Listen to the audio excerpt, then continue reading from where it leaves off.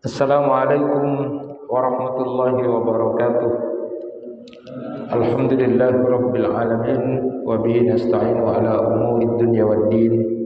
Ashhadu an la ilaha illallah wahdahu la syarika lah wa ashhadu anna Muhammadan abduhu wa rasuluh. Allahumma salli wa sallim ala nabiyyina Muhammadin wa ala alihi wa ashabihi ajma'in. Rabbi shrah li sadri wa yassir li amri wa hlul 'uqdatam min lisani yafqahu qawli, amma ba'du.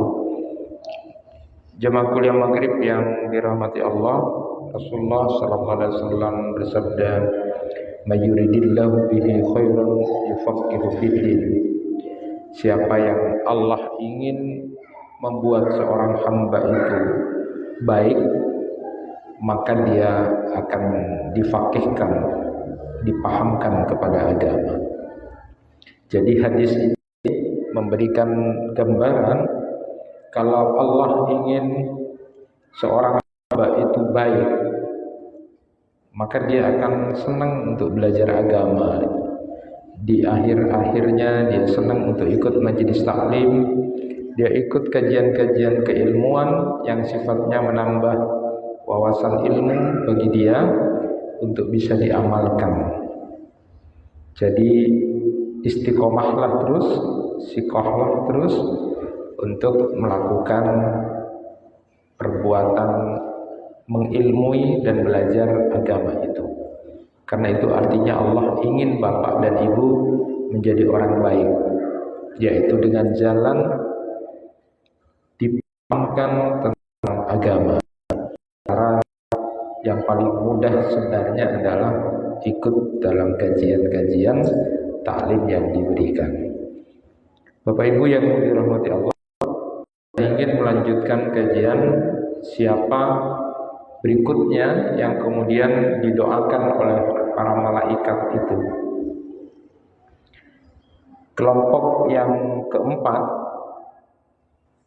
orang-orang yang akan didoakan para malaikat itu adalah tidak cuma orang yang menjenguk orang sakit, tapi juga orang yang menghadiri atau melayat kepada orang yang meninggal dunia atau jenazah atau mayat.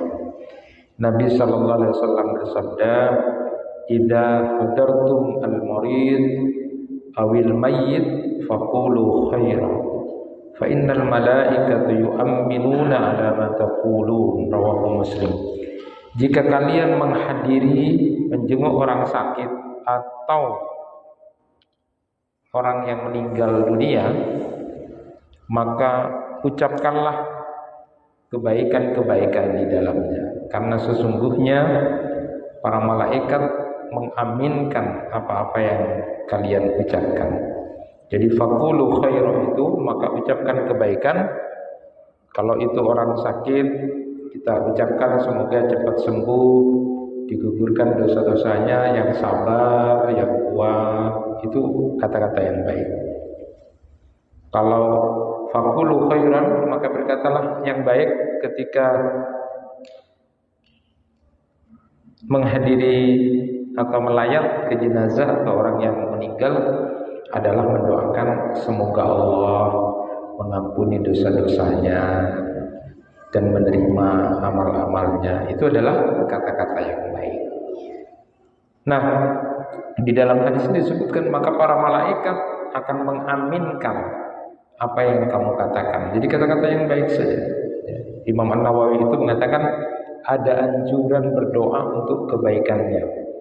Jadi ampunan juga mohon kemudian diberikan kasih sayang, diringankan apa yang menjadi amal yang mungkin membuat dia terhalang atau terkendala sehingga diampuni dosanya. Ini permohonan kita. Jadi kalau kita datang ke orang sakit, faqulu khairan, maka bicaralah yang baik-baik saja, bicara yang baik-baik. Ketika menghadiri jenazah atau mayat, bicara yang baik-baik, bicara yang baik-baik. Bukan menghadiri jenazah malah ngerasain orang gitu kan, kadang-kadang begitu. Faqulu khairan, maka banyaklah berbicara yang baik-baik di situ. Karena malaikat akan mengamini apa yang kamu katakan. Sebagaimana yang sudah kita gambarkan, bahwa orang-orang yang punya hati yang baik itu selalu membicarakan yang baik-baik. Nah, membicarakan yang baik-baik, apalagi mendoakan orang lain, ketika malaikat mengamini itu akan kembali kepada diri kita sendiri. Maka ada riwayat juga yang melarang kita untuk menghakimi orang yang sudah mati atau membicarakan aib-aib orang yang sudah mati. Jadi bahasa hadisnya itu wes stop, sudah berhenti. Itu sudah ada yang menghakimi, sudah sampai, orangnya sudah sampai. Jadi gak usah dibahas-bahas lagi. Itu sudah sampai orangnya di tempatnya. Artinya Allah nanti yang akan mengadili. Kamu wes gak usah sibuk, gak usah ngurus orang yang sudah meninggal. Cukup kamulah yang memperbaiki diri yang masih hidup. Seperti itu. Jadi faqulu khair. Nah, jadi kelompok orang-orang yang kemudian akan didoakan oleh malaikat itu adalah orang yang hadir menjenguk orang sakit atau menghadiri mayit atau jenazah itu dengan perkataan-perkataan yang baik, maka dia akan diamini malaikat apapun yang dikatakan. Kembali kepada redaksi hadis yang kemudian disampaikan tadi, bahwa ada riwayat yang menyebutkan tidak usah, kalau sudah orang meninggal itu tidak usah dibahas-bahas aibnya, karena sudah sampai. Karena kalau orang kemudian terus membahas, bisa jadi juga salah dalam bahasan itu, dan itu akan membuat dirinya terjebak dalam dosa.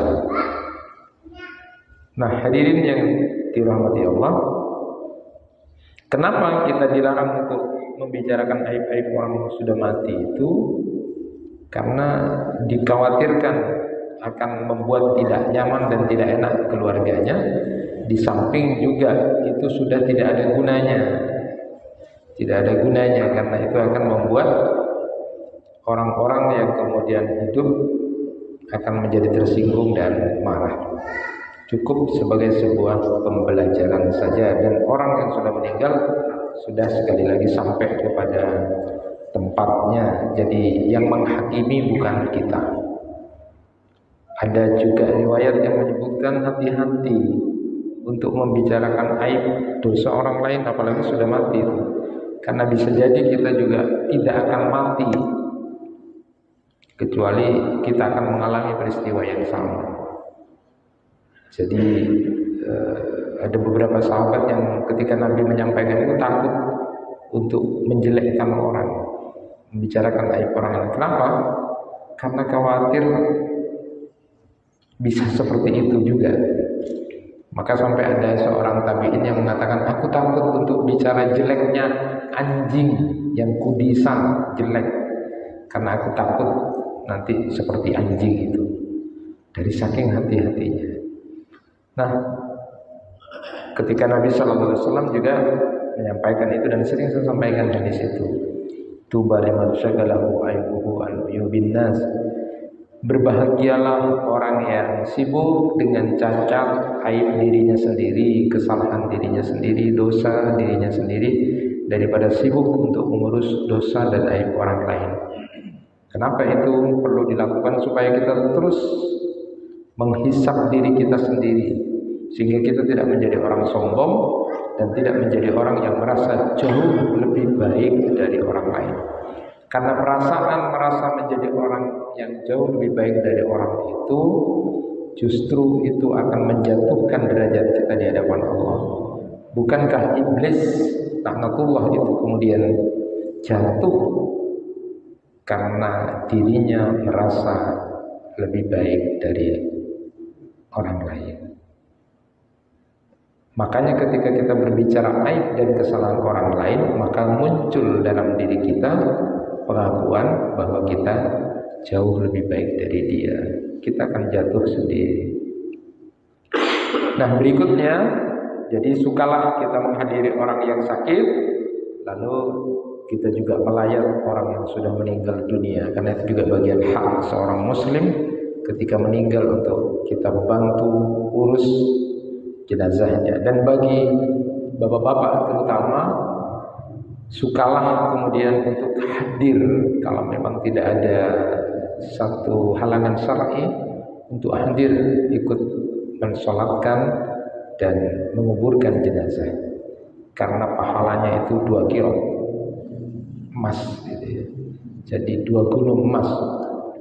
Dulu Ibnu Umar itu cerita, Ibnu Umar radhiyallahu anhu itu cerita, ketika saya belum mendengar hadis ini, kadang-kadang aku malas ngantar jenazah itu.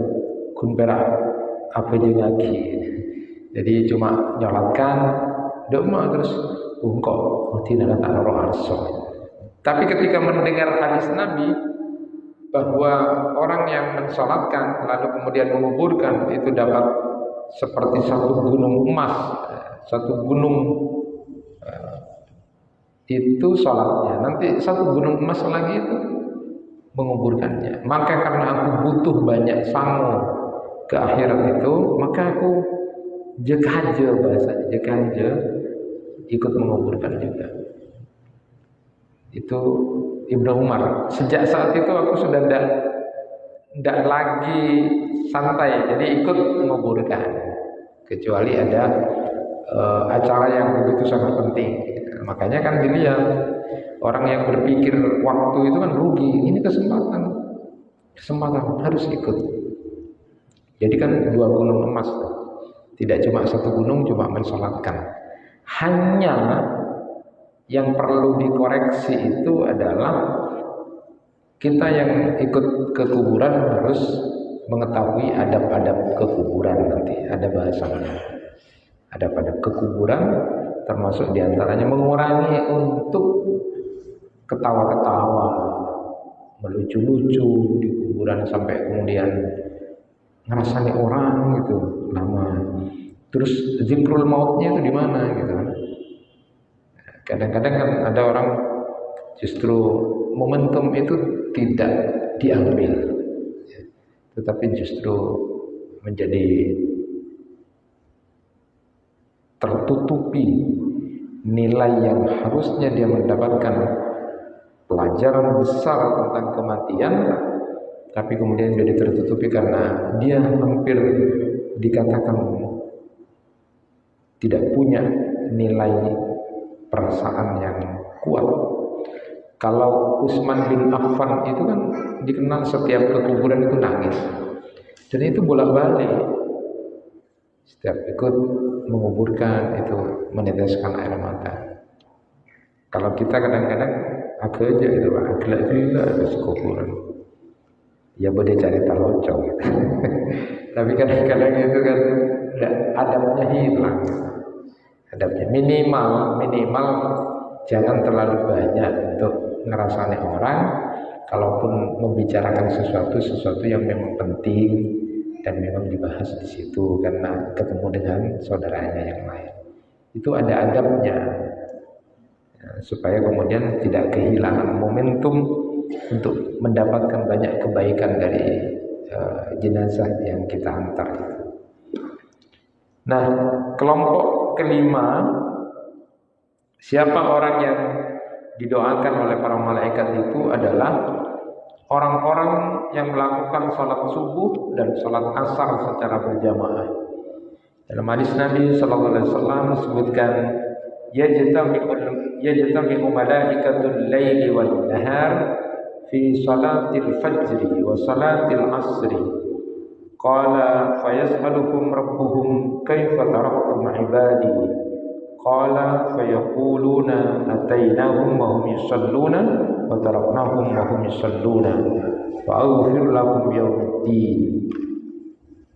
Rawahu Ibnu Huzaimah wa Ibnu Hibban. Para malaikat yang menyertai hamba pada malam hari dan para malaikat yang menyertai hamba pada siang hari berkumpul pada waktu salat subuh dan salat asar.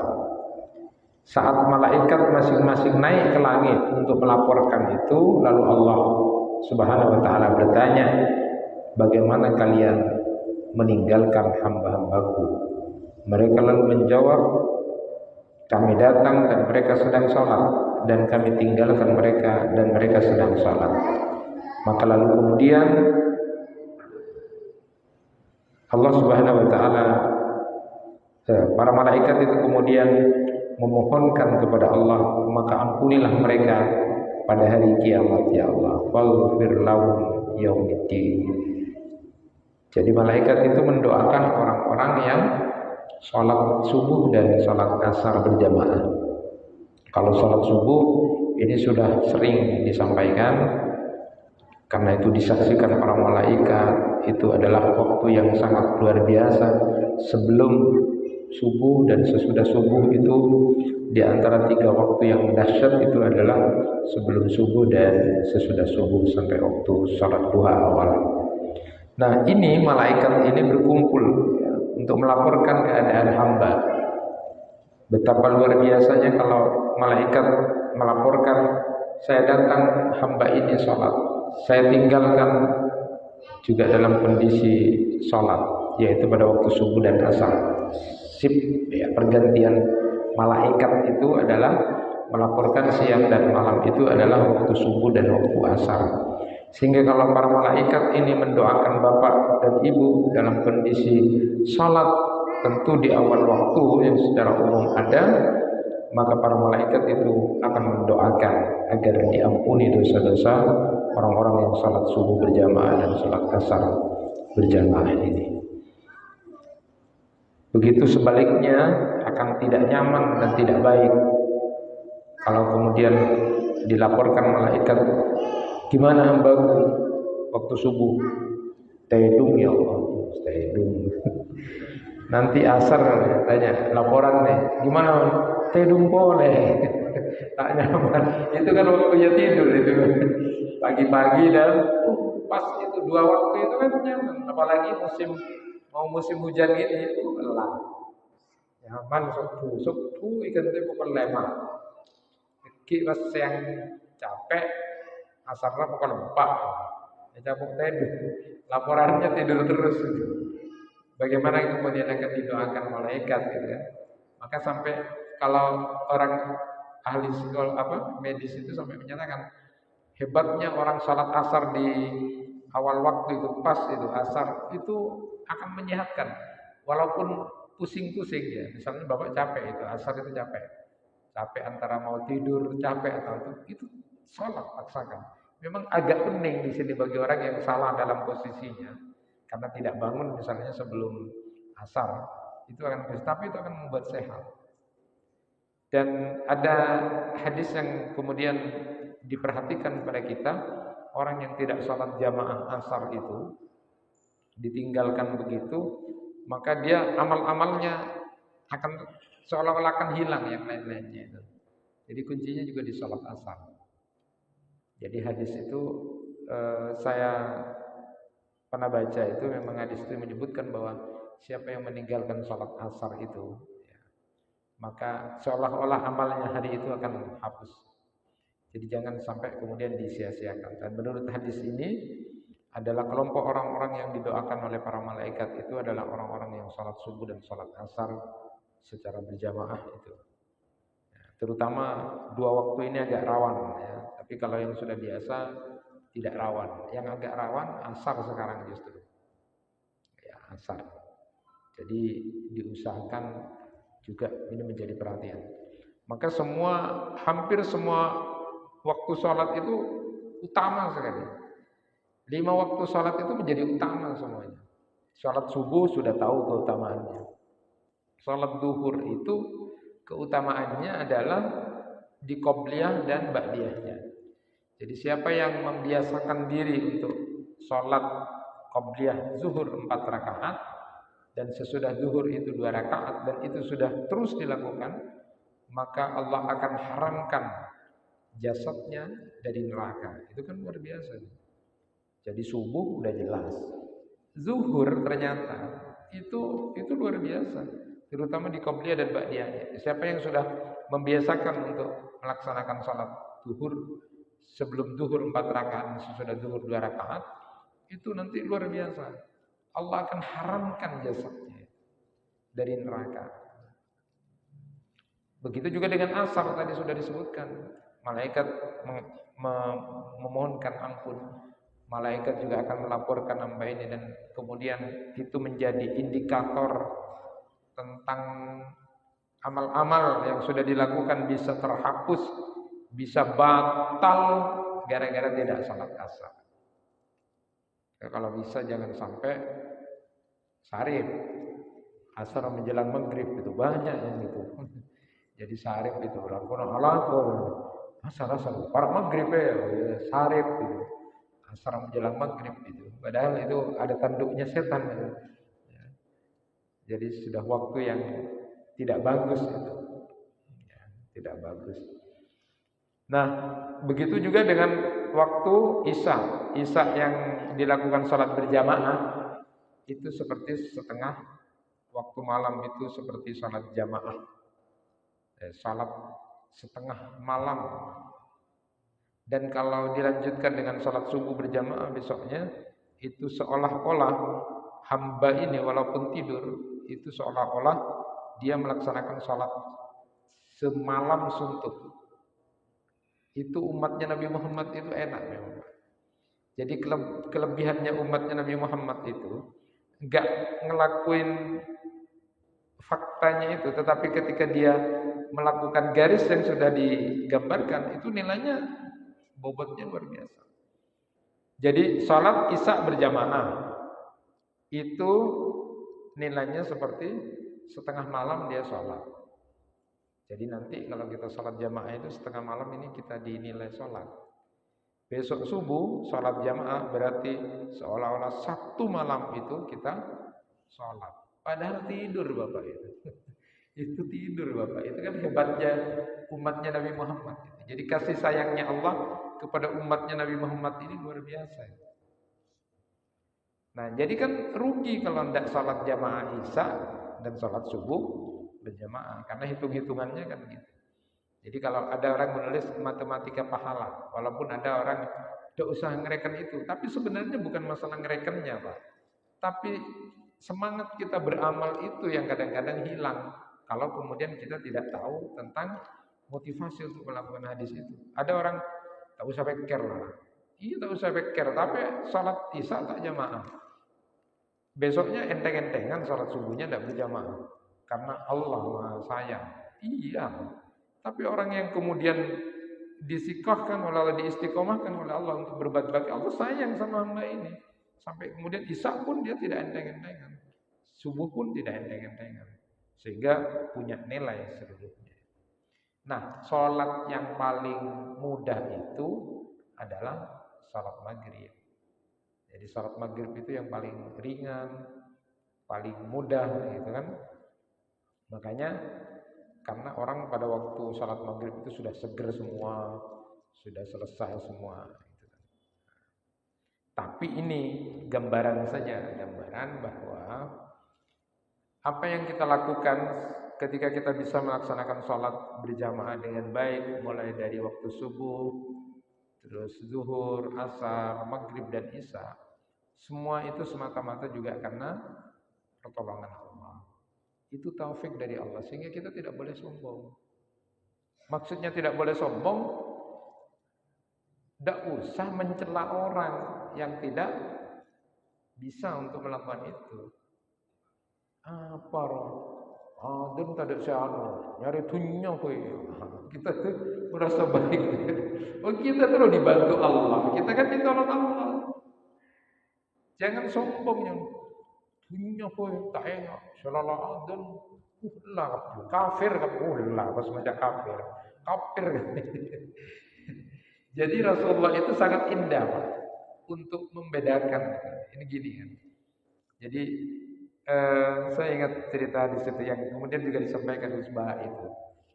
Jadi Rasulullah pada waktu gini ada majelis taklim gini.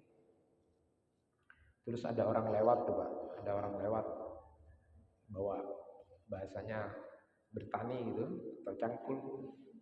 Jadi lewat sahabat itu burung tak entar ke majelisnya Rasulullah. Burung tak anu sunnah sekali kan, seperti itu kan. Ada seperti itu. Tapi Rasulullah itu indah, Pak. Rasulullah itu mengatakan begini, tidak boleh begitu. Mungkin dia sedang mencari rizki Allah karena dia nanggung banyak tanggungan keluarganya. Dan orang yang berjihad untuk mencari nafkah untuk keluarganya itu juga sunnahku, kata Nabi. Jadi tidak boleh menghina. Jadi kita tidak boleh mencela orang, menghina orang. Kita ini pun seperti ini kan pertolongan Allah. Jadi bukan karena kitanya, ini karena Allah memberikan rahmat dan taufik pada kita, ditolong oleh Allah sampai kita bisa seperti ini. Dan tidak boleh tapi mencela. Maka saya ingat ketika buka kitab tentang riba itu, ada orang yang kemudian dilihat oleh para sahabat, bagus Pak, kerjanya bagus, kerjanya itu memang keduniaan kelihatannya. Sampai ada yang berkomentar, coba seperti itu dilakukan pada waktu jihad ya, punya perencanaan gini-gini segala macam, kan bagus. Tapi kata Nabi Sallallahu Alaihi Wasallam, orang yang mencari nafkah untuk keluarganya itu jihad.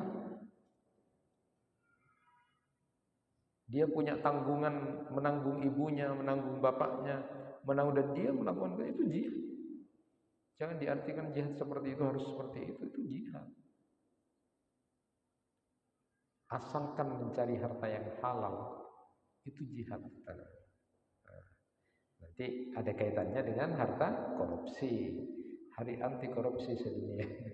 Besok saya bahas tentang itu. Nah, itu artinya orang yang mencari harta yang halal karena dia punya tanggungan, itu jihad. Gak boleh kita menghina-hina peran itu di sana. Gak boleh, gak usah. Jadi kalau kita merasa menjadi orang yang jauh lebih baik itu terjebak seperti pikiran iblis. Biasa saja. Rasulullah sendiri saja mengatakan, ayo sini semua, berhenti semua. Tidak ada begitu. Itu sunnah Nabi juga. Kalau itu memang lagi melakukan aktivitas untuk hal-hal maslahat umat, hal-hal maslahat untuk keluarganya, tidak apa-apa. Jadi kita jangan merasa menjadi orang hebat. Urusan kemudian kita berada dalam ketaatan kepada Allah, itu disyukuri. Berarti Allah masih sayang kepada kita tanpa harus menjelekkan atau merendahkan orang-orang lain.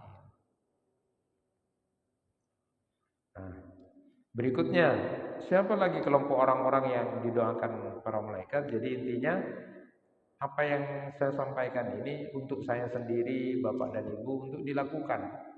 Karena ada sahabat itu punya kebiasaan tidak melakukan, tidak nambah ilmu kalau tidak dilakukan.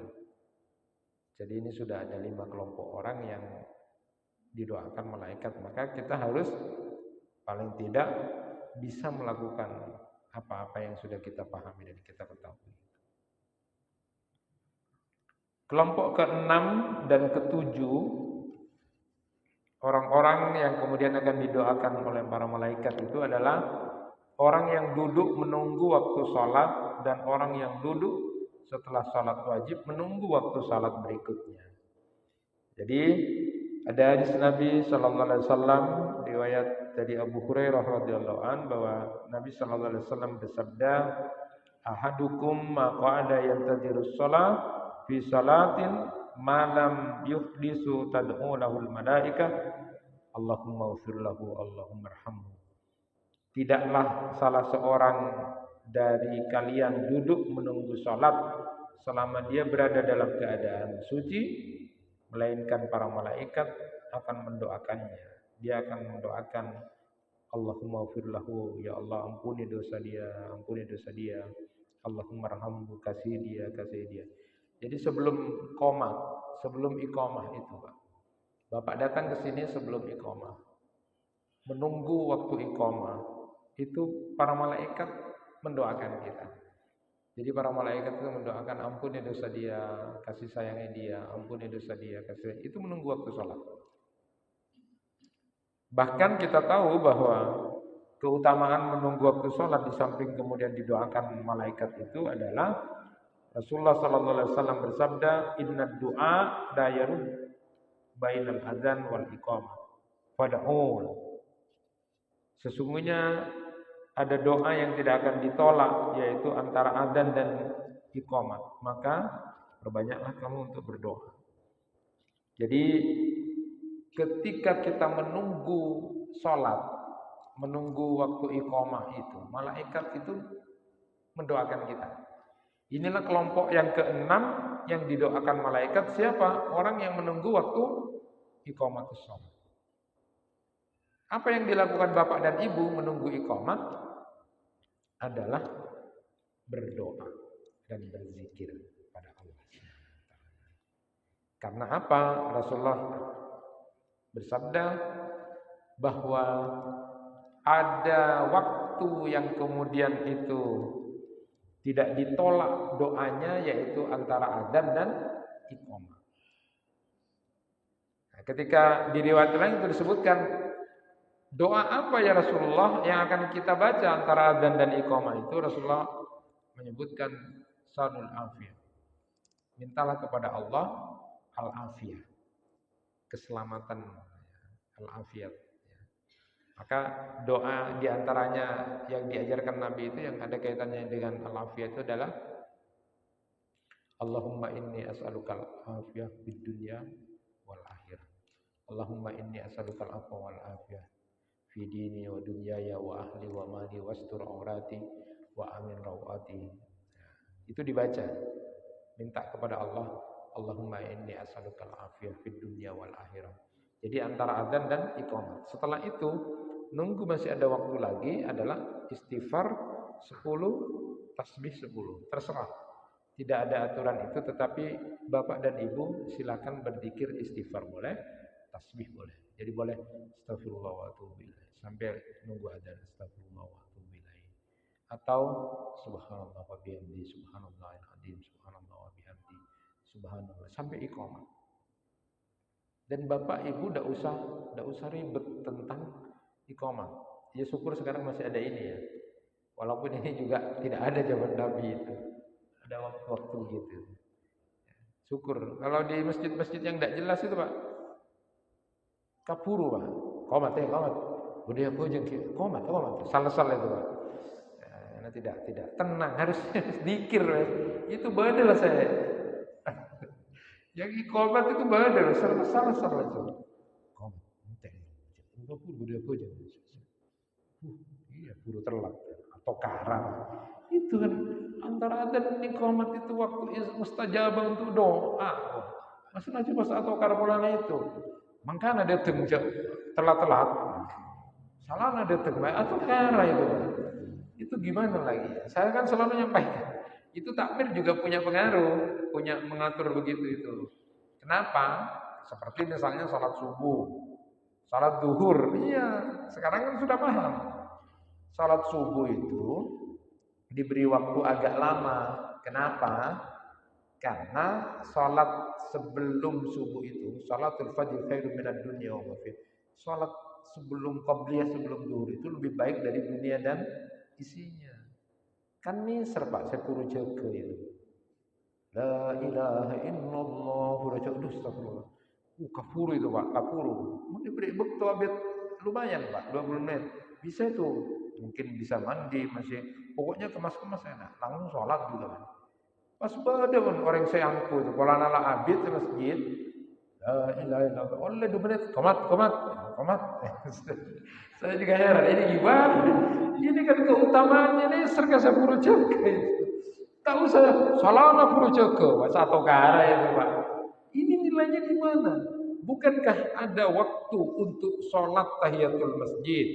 Ada waktu untuk sholat sunnah qobliyah.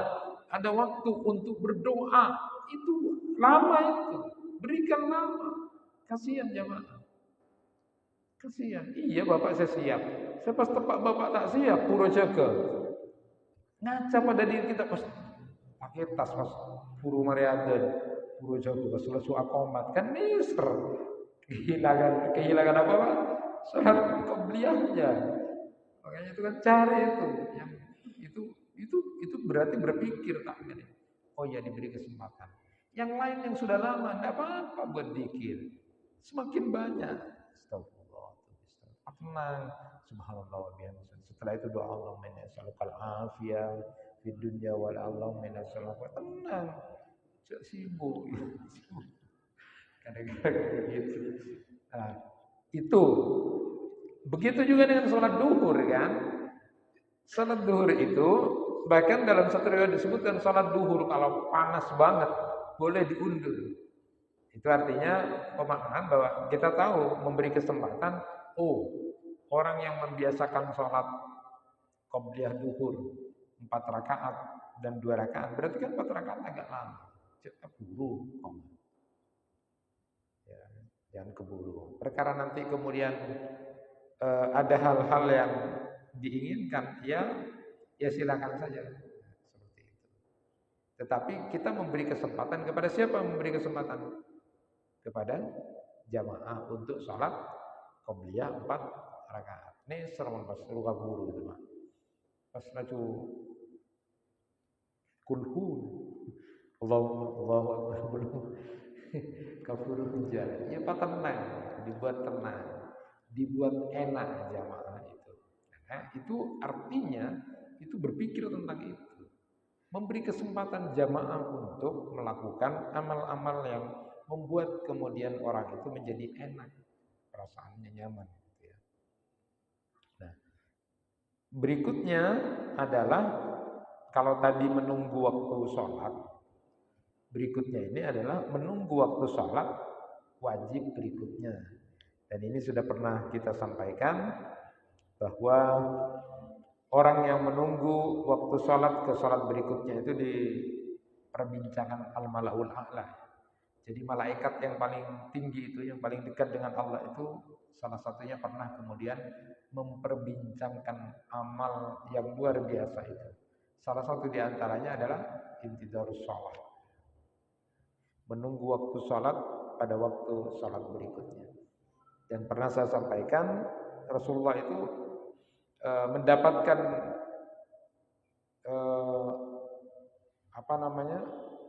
pemberitahuan dari Allah, berbahagialah orang yang menunggu waktu sholat. Dan itu waktu sholat maghrib ternyata.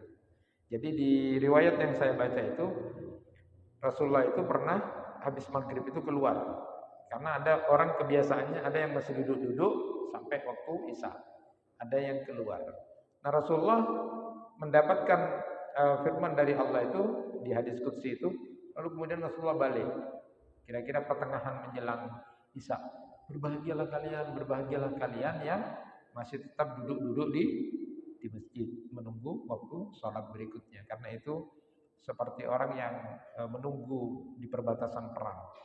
Jadi kalau jihad itu jihad perang, tapi kalau menunggu di perbatasan perang itu kan resikonya besar, Pak. Nah, orang yang menunggu waktu sholat berikutnya itu adalah seperti orang yang menunggu di perbatasan perang. Jadi pahalanya besar seperti itu. Dan itu memang riwayat itu menyebutkan maghrib ke isya. Dan ini memang waktu yang sangat memungkinkan. Karena tidak mungkin dari waktu salat subuh ke waktu duhur. Wah, lapor lagi ke polisi Pak, elang jangan ini naik. Demam lagi nengkok ya. Jadi artinya itu tidak mungkin, karena itu kan masih kerja untuk cari nafkah dan sebagainya. Itu kan kalau duhur ke asar ya jelas tidur di rumah gitu kan. Artinya istirahat. Apalagi pas tidur alasannya seperti itu. Tidak mungkin. Asar ke maghrib juga begitu. Apalagi isya ke subuh pas mau intidarus shalah, wah itu dicurigai gitu Pak. Mana tak boleh Pak, engkau ini di hadis intidarus shalah dari mare esa ke subuh, nah, itu dicurigai itu Pak, aneh itu Pak. Itu berarti itu sedang sedang bertengkar suami istri lah, atau ngirim kue masjid. Jadi saya tidak mungkin. Jadi pas juga riwayat asbabul wurud di hadis itu memang waktu maghrib dan isya. Nah, saya kan pernah bercerita dulu eh, amalan yang luar biasa itu, ini diamini malaikat itu ternyata mendoakan juga. Selama yang kita lakukan di masjid itu adalah zikir atau membaca Al-Quran atau kemudian berdoa atau kemudian ada taklim seperti ini, malaikat di sekitar kita mendoakan kita semua. Allahumma firlahu warham, itu malaikat. Ya Allah, ampuni dosa-dosa mereka yang hadir di masjid ini menunggu waktu sholat, itu malaikat mendoakan. Jadi itu menunggu waktu sholat ke sholat wajib berikutnya. Dan yang sangat memungkinkan itu adalah sholat maghrib ke isya. Saya pernah memberikan gambaran seorang tokoh itu amalannya sederhana, Pak. Amalannya sederhana. Tidak tampak ribet-ribet tuh. Salah satu di antaranya, dia sudah terbiasa untuk menunggu waktu sholat maghrib ke isya. Saya pernah telepon seorang kiai, kira-kira kan tidak sibuk itu habis maghrib. Pas selesai maghrib, kira-kira saya hitung ini sudah sholat sunnah, istirahat, saya telepon. Ternyata diangkat bunyainya. Oh maaf Ustaz, Pak Kiai lagi di masjid. Oh saya pikir begitu. Besoknya saya telepon lagi, karena ini ada urusan penting tentang persoalan fikih. Besoknya saya telepon begitu. Ternyata sama juga jawabannya. Sudah saya terakhir ketiga kali nih. Siapa tahu. Ternyata baru bunyainya bilang, anu Ustaz, itu Pak Kiai sudah setahun ini sudah terbiasa sejak habis maghrib sampai isya itu di masjid. Jadi melakukan amal intidarus sholat itu yang diperbincangkan malaikat. Amalnya sederhana tuh Pak, tidak tampak. Hanya 2 tahun setelah itu meninggal, dia punya kebiasaan dan bagus sekali. Jadi kita ini kan tidak tahu masuk surga dengan amal apa yang diridai Allah. Jadi jangan bangga dengan amal-amal yang sudah kayak hebat aku, kalau tidak ada aku siapa? Nah, itu tidak, belum tentu. So maka kita tidak tahu di amal apa yang diridai oleh Allah, sehingga kita harus hati-hati. Jadi melakukan amal apapun itu tulus, ikhlas, bisa jadi karena itu. Siapa yang Pak? Tidak mungkinlah Bapak nunggu waktu maghrib ke isya. Siapa yang ngalem Pak? Malah orang tidak direkomendasi, tidak ada yang ngalem. Kecuali Bapak foto gini, selfie. Lagi nunggu waktu isya nih. Dari maghrib ke isya. Diviralkan sendiri. Tidak perlu. Tidak ada. Kalau orang haji, umroh, ini mungkin bisa ya tanpa. Tapi kalau itu tidak mungkin lah. Di foto begini. Lagi menunggu gitu. Itu lucu itu Pak. Mempublish diri dari sum'ah. Jadi amal-amal itu siapa tahu. Bahkan itu ada satu riwayat yang menyebutkan orang itu utama Pak amalnya. Ada orang saudaranya atau temannya, sahabatnya itu susah Pak. Ditemani terus. Setiap habis sholat ditemani terus. Itu utama itu amalnya. Daripada kemudian dia harus sampai dzikir di masjid selama 1 hari, itu jauh lebih baik menemani saudaranya yang sedang depresi. Ada teman sahabat kita yang punya masalah depresi, kita temani supaya tetap ingat sama Allah, dijaga, itu jauh lebih baik. Jadi kemudian berzikir di masjid, karena kalau berzikir di masjid itu bisa kapan-kapan. Tapi kalau yang temannya yang depresi ini pas tak jaga bawa aja, nah, di situlah letaknya bahwa Allah ridho dengan yang gini.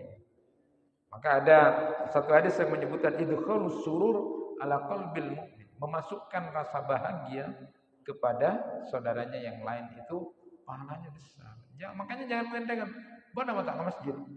Kok aja dia pas pada waktu itu gini. Allah Maha tahu. Jadi kita harus tetap tidak boleh merasa bangga diri, tapi di sisi lain juga tidak boleh membuli, merendahkan orang lain, karena kita tidak tahu di mana Allah ridha terhadap amal kebaikan kita. Jangan-jangan Allah meridhai kita di amal-amal yang tidak tampak, amal-amal yang kecil-kecil, amal-amal yang sederhana, tapi disitulah Allah ridha kepada kita. Bukan justru di amal-amal besar. Walaupun amal-amal besar itu harus kita lakukan kalau itu bagian dari kewajiban kita. Nah, itu kita hentikan dulu sampai di sini kelompok orang-orang yang didoakan oleh para malaikat, yaitu kesimpulannya adalah orang yang melayat jenazah. Maka kalau bisa menguburkan, mensolatkan sampai menguburkan, salat subuh dan asar berjamaah, lalu kita bisa menunggu waktu salat iqamah dan menunggu waktu salat berikutnya. Kita lanjutkan insyaallah pada kajian berikutnya. Itu yang bisa disampaikan. Kurang lebihnya mohon maaf. Wassalamualaikum warahmatullahi wabarakatuh.